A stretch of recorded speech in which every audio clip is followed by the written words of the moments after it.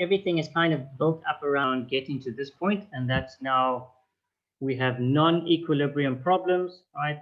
Where we need to find the resultant forces and also the direction of acceleration, right? So the acceleration in the previous examples, either we were given the direction of acceleration, or with a bit of logic, we could work out what the direction of acceleration was. So if a car is moving up a hill, right, it's logical that the direction of motion is going to be parallel to the slope of the hill, right? Unless something very strange is happening.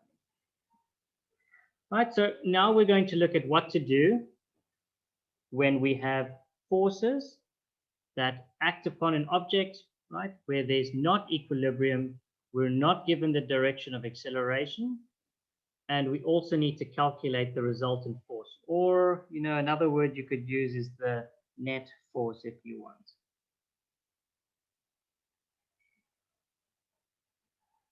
Right, well, being that forces are vectors, right, we learned that when we have vectors, we can add them up and we can combine them to create one vector.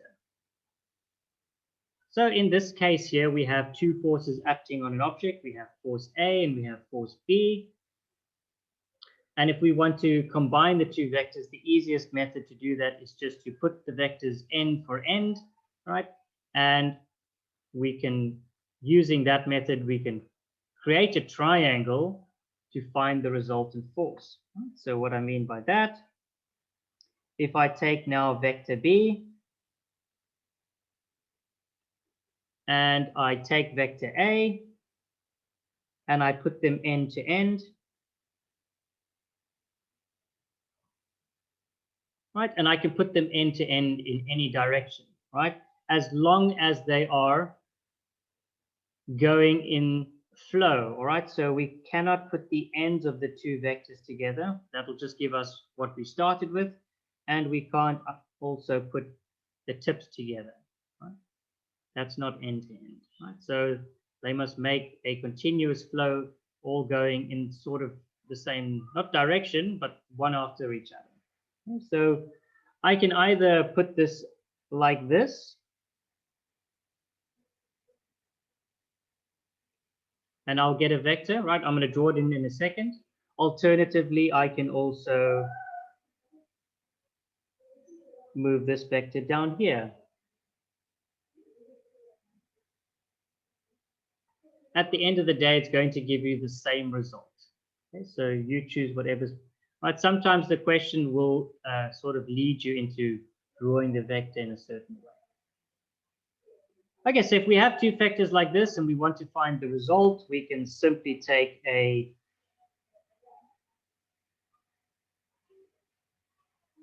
line from the start to the end, and that is our resultant force. Right? Simple as that. Right? If we calculate this angle, right, we can calculate the direction of the motion. And if we can calculate the magnitude of this vector, we can calculate the net force, right?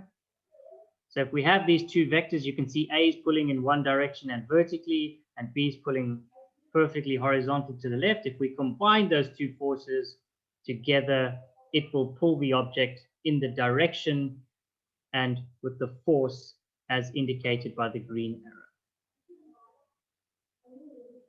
Right, and this is a triangle. So using some basic trigonometry, so usually this will be the sine rule or the cosine rule, because we're not normally going to be working with 90-degree triangles, unfortunately. Right? So using some trigonometry, we could resolve those net forces. Okay? Right, unfortunately, this is not the case when we have more than two forces. Okay, so the next example, you can see I've got now an additional force. I've got force C. Right, and we could combine them end for end. So if we combine them end for end, we can start with A, we can add B, right? We can create C. And just in the same way, if we close these off,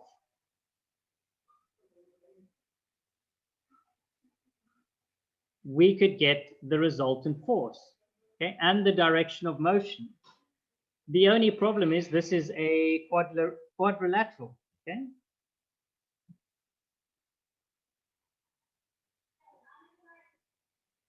And obviously, if we had more forces, we'd get different shapes, right? But we don't know any clever mathematics to help us deal with any of these extra polygons. And so we need to come up with a better method to find the net force. Okay? So what's that method going to be? Well, we've already done it before. All right, so here we have the same three forces. And what we're going to do is we're going to break all of these forces up into a vertical and a horizontal component. We're going to combine the vertical and horizontal components separately, and then we're going to combine them together to give us the net force. All right?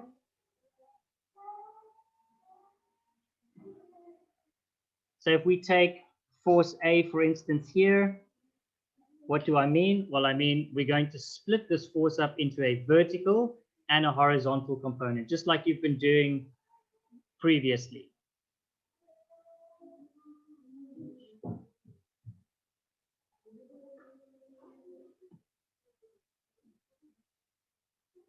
You're really not wanting me to draw an arrow today. So there's the vertical component, and it will be really small, but there's going to be the horizontal component. Okay? If we have a look at force B, in the orientation that I have it, it's already only in one direction, so it's only going to have a horizontal component. Okay?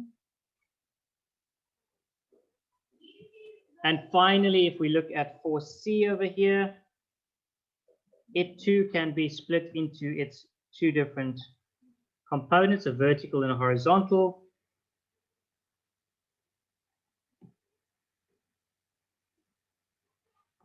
There's the vertical, there's the horizontal. Right, and we usually label these as CX, right? It's 4C and it's, sorry, not CX, CY, because that's the vertical component, and this would be CX because it's the vertical component. With force B, right, we don't have a vertical component, so we will only have the X component of force B.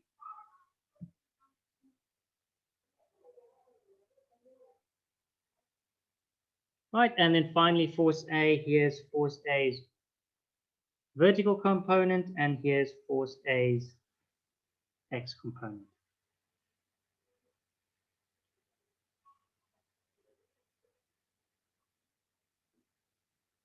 Right, so what do we mean by combining and creating a new force? All right, so at the bottom over here, we are going to create a new force diagram, right? We don't want to try and resolve our forces on the actual diagram given because we're just going to make a mess and confuse ourselves. So it's better to create this force diagram. You can usually draw it right next to the original diagram, okay? And just obviously remember that the process that I'm doing here, you don't actually have to do this. You don't have to split all the forces off to the side, right? You can usually just, from your diagram, you can work out the horizontal and vertical components, right? If you do struggle to do that, then with pleasure, go for it, draw these separate components like this to see it clearly, but this is not that you have to do this every single time. Okay, so when once we've split all these components up into the horizontal and vertical components, we want to combine them now. So we want to combine the horizontal forces and we want to combine the vertical forces, taking very good care to remember that we need to pay attention to the direction of the forces. Okay? Forces happening in opposite directions will have different forces.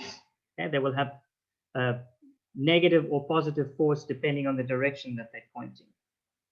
So let's have a look at the vertical components that make up what we will call our resultant force. The vertical components are the up-down. I can see that I have force AY, right? The vertical component for force A. Force B has no vertical component, and I have a vertical component for force C.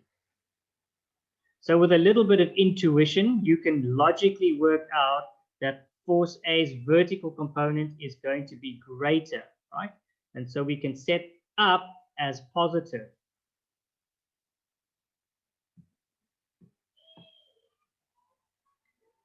So the vertical force is going to be made up as a combination of that AY force, the vertical component of force A,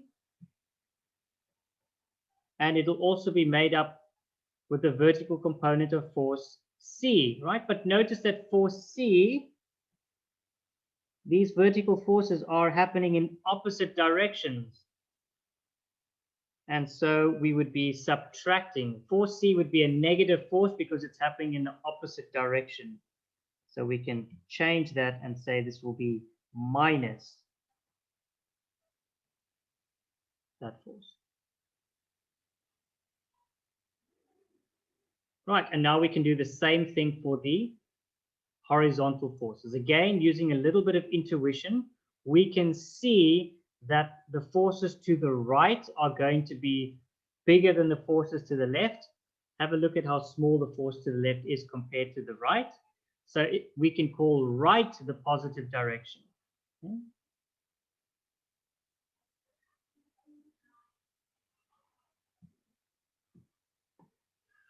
So to resolve horizontally, we're going to add all the horizontal components together. Right? I'm going to start with the ones that are going to be positive. So we will have the horizontal component of force B. We're going to have the horizontal force of C, right? Because they're both going in the same direction. And then we're going to add the horizontal force of force A, except it's happening in the opposite direction to force B and C, and so it will be a negative force. So we're just adding a negative number, and that's why it's minus.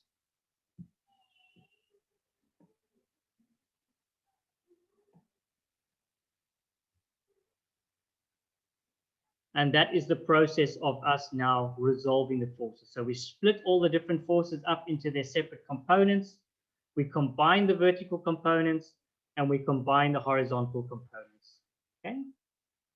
Everybody with me on that? Yep. Yeah? Yep. Cool.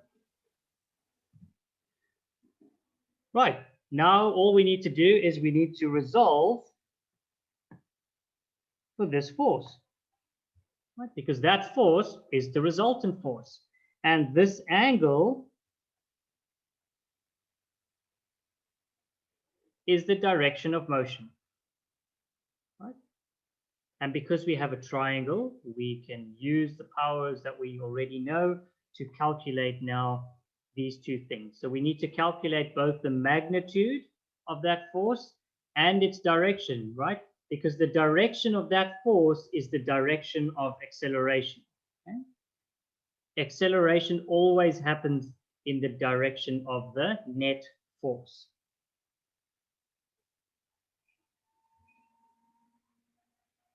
Right, because vertical and horizontal are going to create a perfect 90 degrees. The triangle we've created is a 90-degree triangle.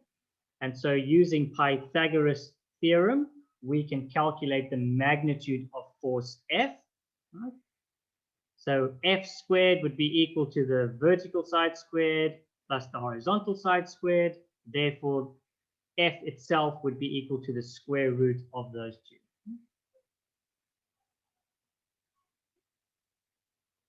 And if we look at the angle that we're trying to calculate, we have an angle.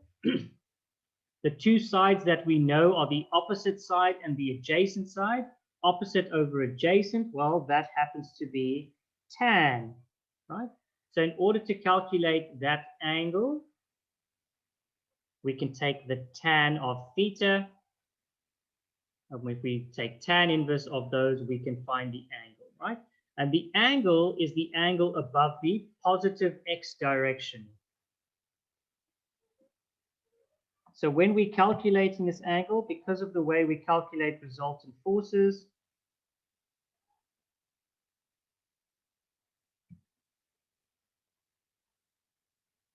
the angle we get is this angle over here, right? And it's above the x line. Right? If we were talking in bearings, it would be the angle above due east. And obviously, think about it logically. If we considered the forces were stronger in the opposite direction, then it would just be the angle above the negative x-axis.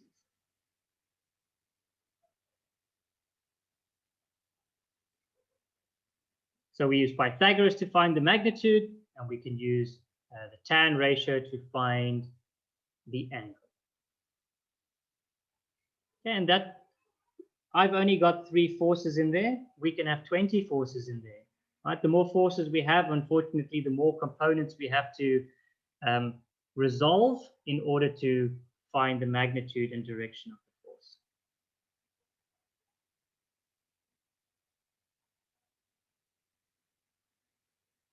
So there we have our little summary. Okay, there's our angles, right? And like I said, we don't want to draw this result or this force diagram on our original diagram. We want to draw it on a separate, it can be right next to it. Here you can do the working out. You can write out all your y components. Here you can write out all your x components. Add them together and we can find the resultant force. Okay. And like I said, the angle theta is the direction above the positive x-axis, right? Let me write angle.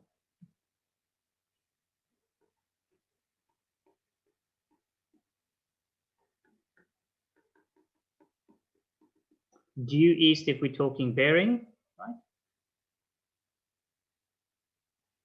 And the direction of my resultant force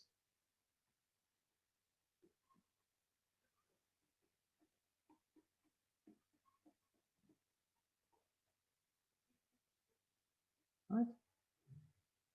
Dominic, what is the direction of the resultant force? What is that going to tell me?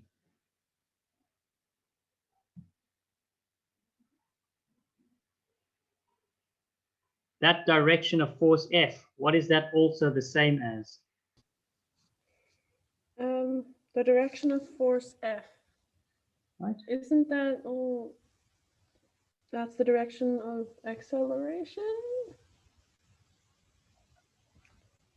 Excellent, right? If there is acceleration, well, there will be acceleration. Yeah, if there is acceleration. There must be acceleration, actually. If there was no acceleration, these forces would be in equilibrium. So there would be no resultant force. Okay? So if we have a resultant force, there will be acceleration or deceleration, negative acceleration, and it will always be in the direction of that resultant force. Cool. Everybody cool with that? Right? You can obviously imagine that the more forces you have acting on an object, the more painstaking it is going to be to look at them. Right? Fortunately, a lot of the times they will give you a lot of the forces will be horizontal or vertical components. So there won't be anything to separate. Like, for instance, like force B over there. Right? Force B is nice. It only has a horizontal component when we consider it. Right? We don't split it up into a vertical component because it doesn't have one.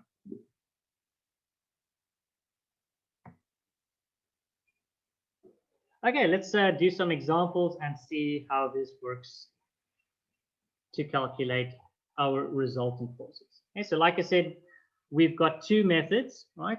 We have the method when we have two forces like this,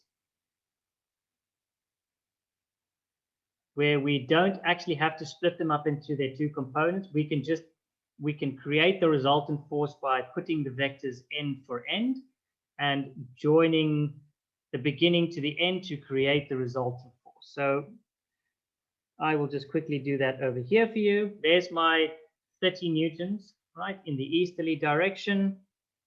I'm going to put the 40 newtons on top of it like that. So they are start to end. Okay, so here is my 30 newtons.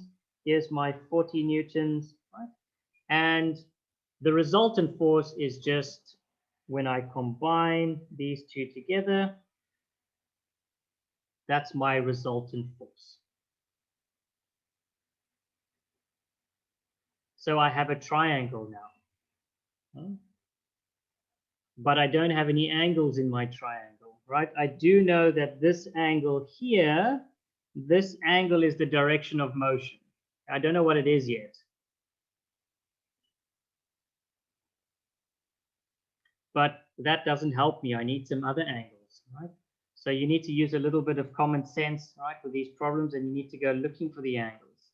So I'm going to redraw. Right, we were given a bearing of 35 degrees. And I'm going to quickly move this guy, and I'm going to change the color so that it's different.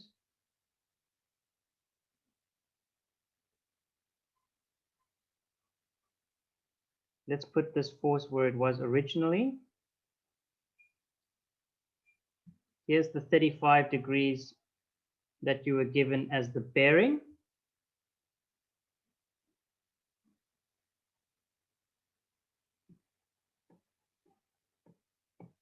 And now I'm just going to draw my north line again over here. Right? Obviously, you don't have to do this.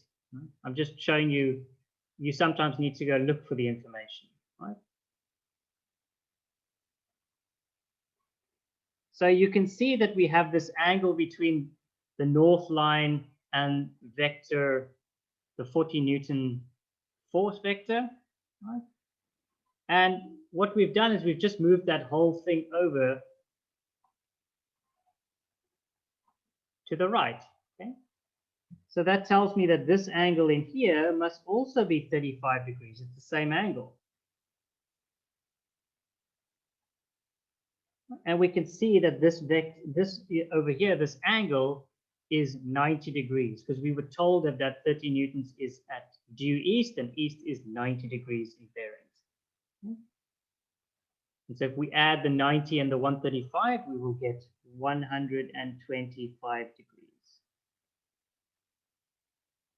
So now I have an angle and I have two sides. Okay. So this is where you have to remember these two guys.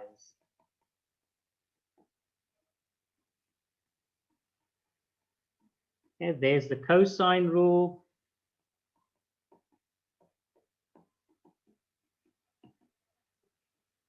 There's the sine rule, right? So we have to remember these in order to work out the next step.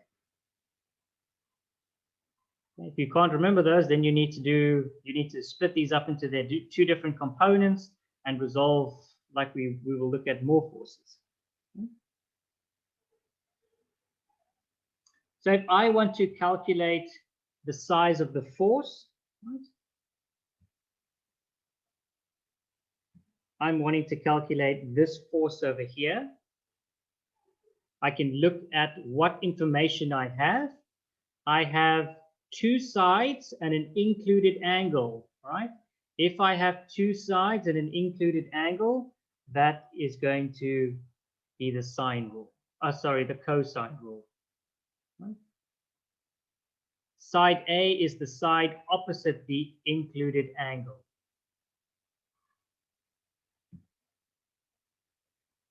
Right, so f squared according to the science rule. I'm substituting F into A, right? So we'll get F squared is equal to B squared. So we can maybe call 30 newtons side B plus C squared. We can call the 40 newtons side C minus 2.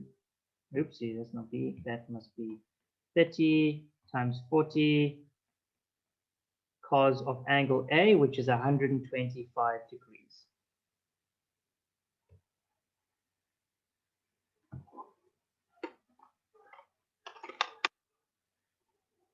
Right, when we stick that into our calculators, we're obviously going to get an answer with a bunch of decimals.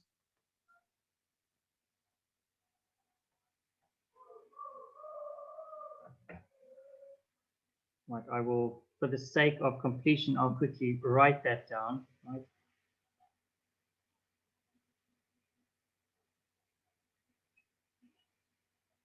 Cos 125.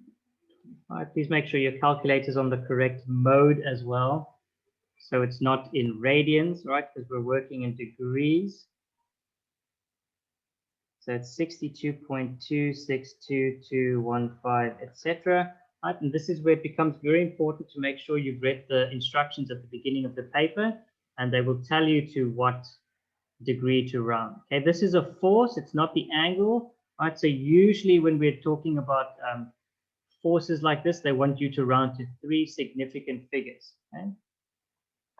And we use this approximate equal sign to specify that we have rounded our answer. Okay, so to 3 significant figures would be 62 point, the 6 will round that one up to 3, and this is newtons.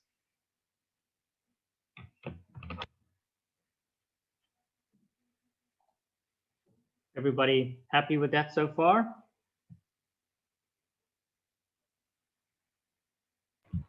Yeah. Yeah? Okay, now we want to find out angle theta. We want to find the angle above the x-axis that the force of motion is. So we're looking for an angle. We have a side opposite the angle.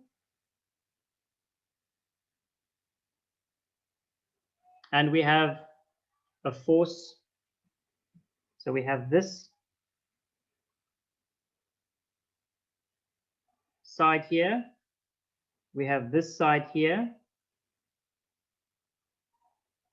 We have this side we've just worked out. And we have this angle, right? So we have many choices, right? So the easiest option here is going to be to use the sine rule. So sine A over sine B. I'm going to choose to use that 40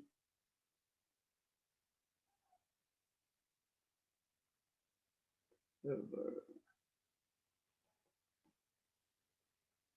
40. And I can just, because I've got it in my calculator, the force opposite 125. So whatever this resultant force was, well, I can put it in there for completion, is 62.3 newtons. And I'm being silly now.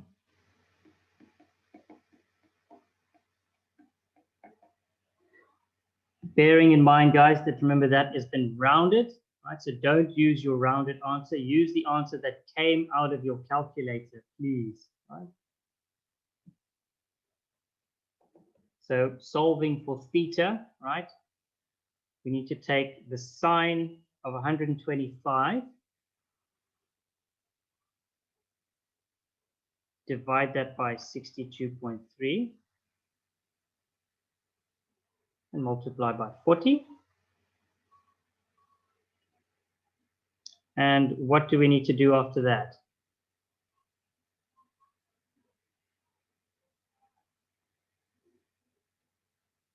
If I want sine of theta, if I want just theta, I need to take sine inverse, not so?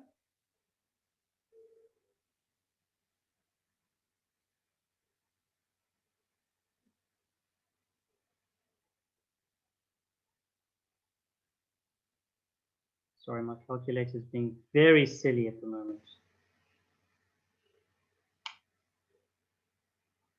31.753, etc.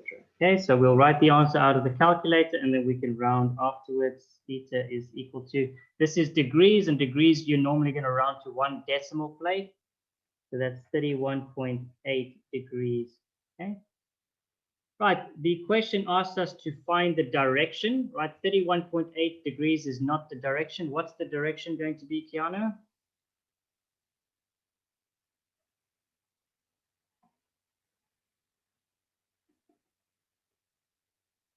Right, we want to give the direction in bearing, right? So if north is 0, right, how do we get, if east is 90 degrees, in other words, if the x-axis is 90 degrees, Northeast. right, we take 90 minus 31.8 degrees, and that's going to give us 58 degrees. Okay, so in other words, we're on a bearing of 58 degrees. Remember, bearings calculated from north, and then we move in a clockwise direction, right? 58 degrees. So in other words, this angle here is 58 degrees.